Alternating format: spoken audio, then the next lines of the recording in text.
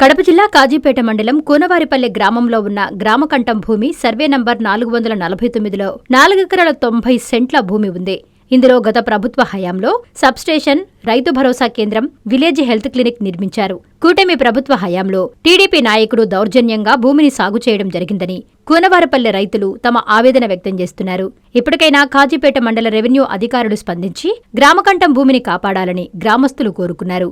ఈ కార్యక్రమంలో మాజీ సర్పంచ్ భూమన సుబ్బారెడ్డి మాట్లాడుతూ సర్వే నంబర్ 449లో 4.90 సెంట్ల భూమి కలిగి ఉందని, కూనవారిపల్లె టీడీపీ నాయకుడు ఆక్రమించడం జరిగిందని అధికారులు స్పందించి గ్రామకంఠం భూమిని కాపాడాలని కోరారు. ఈ కార్యక్రమంలో గ్రామస్తులు పాల్గొని ముక్తకంఠంతో గ్రామకంఠం భూమిని కాపాడాలని కోరారు.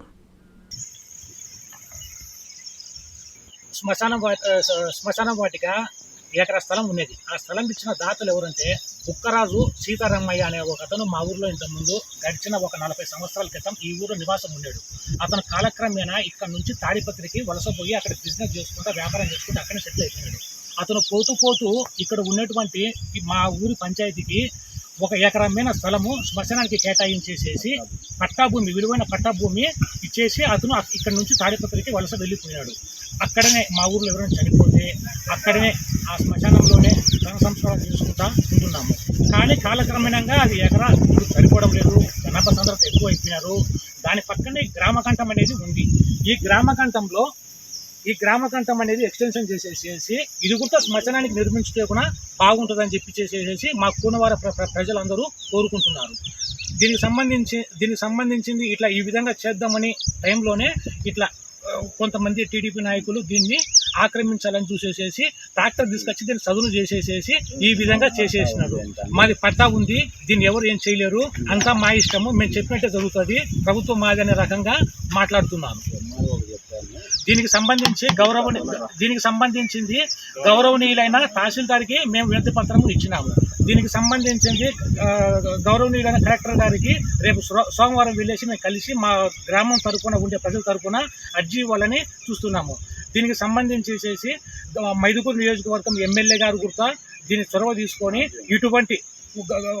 ఇటువంటి భూ కబ్జాదారులను, భూ బకాసులను ఉక్కుపాదం మోపి అణచివేయాలని కూనవారిపల్లె గ్రామము భూమన సుబ్బారెడ్డి సర్పంచ్ మాజీ. కాజీపేట మండలం కూనవారిపల్లె గ్రామంలో గ్రామకంఠం 4 ఎకరాల 90 సెంట్లు ఉన్నది.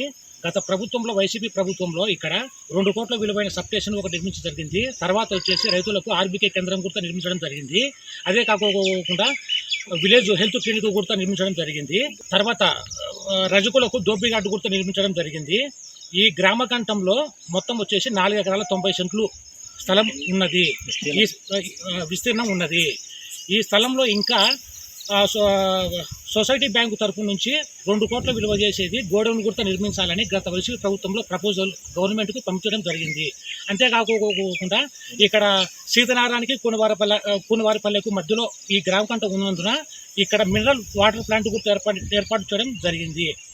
కావున ప్రభుత్వము చేంజ్ అయిపోయిన తర్వాత, ఇక్కడ కూటమి ప్రభుత్వం వచ్చిన తర్వాత ఇక్కడ కూనవారిపల్లెలో ఉండే ఒక టీడీపీ నాయకుడు మామిళ్ళ వెంకటకృష్ణారెడ్డి దీన్ని కబ్జా చేసి దీన్ని ఆక్రమించుకొని దీన్ని పట్టాన్ని చెప్పిచ్చేసేసి మొత్తం ఈ పొలాన్ని అంతా కబ్జా చేయాలని దీనికి చూస్తున్నాడు. బారా షాహిద్ దర్గా రొట్టెల పండుగ మహోత్సవ ఆహ్వానం. శ్రీ శ్రీ శ్రీ హజరత్ బారా షాహిద్ దర్గా మిట్ట, నెల్లూరు. జూన్ నెల 26వ తేదీ నుండి 30వ తేదీ వరకు జరుగును. జూన్ నెల 26వ తేదీ శుక్రవారం సందల్మాలి, 27వ తేదీ శనివారం గంధ మహోత్సవం, 28వ తేదీ ఆదివారం రొట్టెల పండుగ, 29వ తేదీ సోమవారం తహలీల్ ఫాతహా, 30వ తేదీ మంగళవారం ముగింపు సభ జరుగును. కావున భక్తులెల్లరూ విచ్చేసి చందన ప్రసాదములు స్వీకరించి శ్రీ బారా షాహిద్ కృపా కటాక్షములు పొందగలరు. షేక్ అబ్దుల్ అజీజ్, చైర్మన్, ఆంధ్రప్రదేశ్ రాష్ట్ర వక్ఫ్ బోర్డ్. నిర్వహించువారు ఆంధ్రప్రదేశ్ రాష్ట్ర వక్ఫ్ బోర్డ్, విజయవాడ.